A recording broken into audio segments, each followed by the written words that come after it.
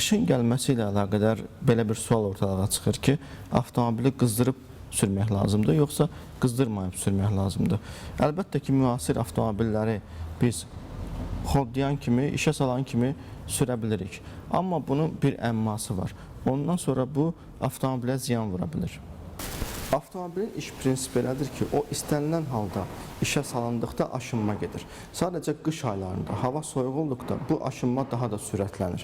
Ona görə də avtomobili qızdırmağa məsləhət görürlər. Amma əgər siz avtomobili qızdırmadan sürsəniz, o aşınmanı daha da sürətləndirəcəksiniz.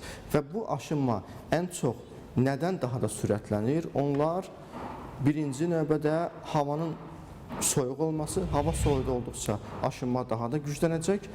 Yağın keyfiyyətsiz olması və yaxud da düzgün seçilməməsi daha da sürətləndirəcək.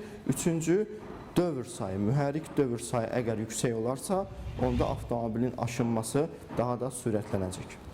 Hava soyuq olduqda nəyə görə mühərrik daha çox aşınır? Birinci növbədə istənilən metala, mühərrik metaldan ibarətdir, istənilən metala soyuq pis təsir edir. Bu heç. İkinci növbədə bu metalın qoruyucusu nədir? Yağdır. Yağlar soyuq havada öz yağlama sürətini və keyfiyyətini itirir. Belə ki, əgər biz minus 25 dərəcədə, minus 30 dərəcədə yağların hərəkət sürətinə baxsaq, onda belə bir mənzərə ilə qarşılaşacağıq. Bu test -35 dərəcədə aparılmışdır. Düzdür, Azərbaycanda -35 dərəcə olmasa da, bu test sizdə soyuq havaya yağ nə cür reaksiya verir, təsəvvürü yaradacaq. Soyuq havada yağın yağlama və hərəkət sürəti aşağı düşür. Bunu görürsünüz. Beləliklə, soyuq havada yağın hərəkəti normal olsun deyə mühərriki qızdırmaq vacibdir. Son olaraq onu demək istəyirəm ki, əgər siz istəyirsinizsə ki, avtomobilinizi qoruyasınız və sizin avtomobiliniz təzədir və yaxud köhnədir, dəxli yoxdur, siz ən azı, əgər temperatur da 0 dərəcə nəzərə alsaq, siz ən azı yağın hərəkətlənmə sürətini nəzərə almalısınız. Biz onu da bilirik ki, yağların hərəkətlənmə sürəti, yəni karterdən raspidvala çatana qədər keçdiyi sürət ən yaxşı yağlarda 0 dərəcədə 5-7 saniyə arasında dəyişir.